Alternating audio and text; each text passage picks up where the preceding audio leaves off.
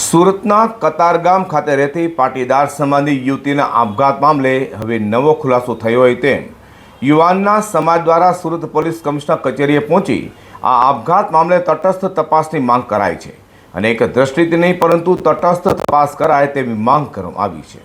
સુરતમાં talk of the town બનેલા પાટીદાર સમાજની દીકરીના આપઘાત કેસમાં રબારી સમાજના અગ્રણીઓ મોટી સંખ્યામાં સુરત પોલીસ કમિશનર ઓફિસે પહોંચ્યા હતા અને નેનો આપઘાત કેસને લઈને તટસ્થ તપાસ થાય તેવી માંગણી કરવામાં આવી છે।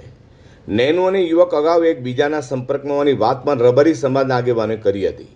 નેનુના પરિવારે યુવકના પરિવારને ફરિયાદ કરતા યુવકે નેનુ સાથેનો સંપર્ક બંધ કર્યો હતો। રબારી સમાજના અગ્રણીએ કહ્યું હતું કે યુવકે નેનુને તમામ સોશિયલ મીડિયા પરથી બ્લોક કરી હતી, છતાં નેનુ જીમેલમાંથી યુવકને મેસેજ કરતી હતી। 8 મહિના પહેલાં આ પ્રકારે વાત થતી હતી અને ત્યારબાદ યુવકનું નેનુ સાથે કોઈ સંપર્ક જ નહોતો। આ કેસમાં પોલીસે એક દ્રષ્ટિથી નહીં પરંતુ તટસ્થ તપાસ કરે તેવી સમાજ દ્વારા માંગણી કરાઈ છે। તો આ કેસને સમાજ લેવલે ન લઈ જઈ આ એક કેસની તરીકે જોવામાં આવે તેવી માંગણી રબારી સમાજે કરી હતી। મારું નામ સુરેશભાઈ મોતીભાઈ દેસાઈ છે। રજૂઆત એવી છે કે અત્યારે અમે કમિશનર સાહેબને રજૂઆત જ કરવા આવ્યા છીએ કે નીલ જે છે એને અત્યારે સમજો કે આ જે મીડિયા ટ્રાયલ અથવા તો કોઈ રાજકારણના દબાવથી ખબર નથી કેમ ડાયરેક્ટ જ નીલનું નામ લઈને એને જ એની બધી કલમો નાખવામાં આવી।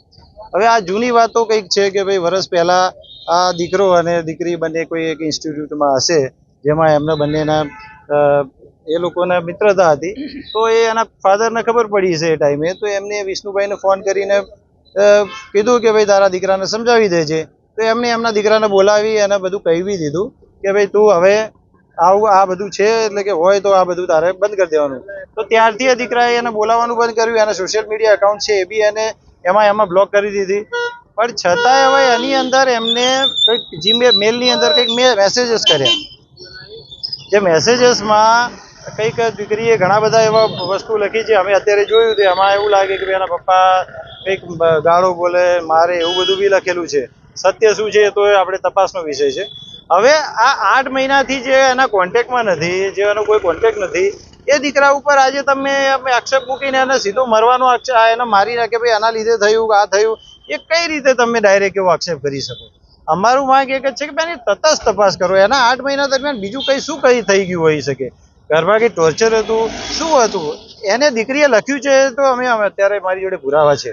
હવે આપણે કોઈને કશું કહેવા માંગતા નથી, પણ આની તટસ્થ તપાસ કરી અને જે આનો ન્યાય જે રીતે અપાતો એ રીતે આપો। ખાલી આપણે અને કોઈ સમાજો વચ્ચે આપણે વિગ્રહ નથી કરવાનો।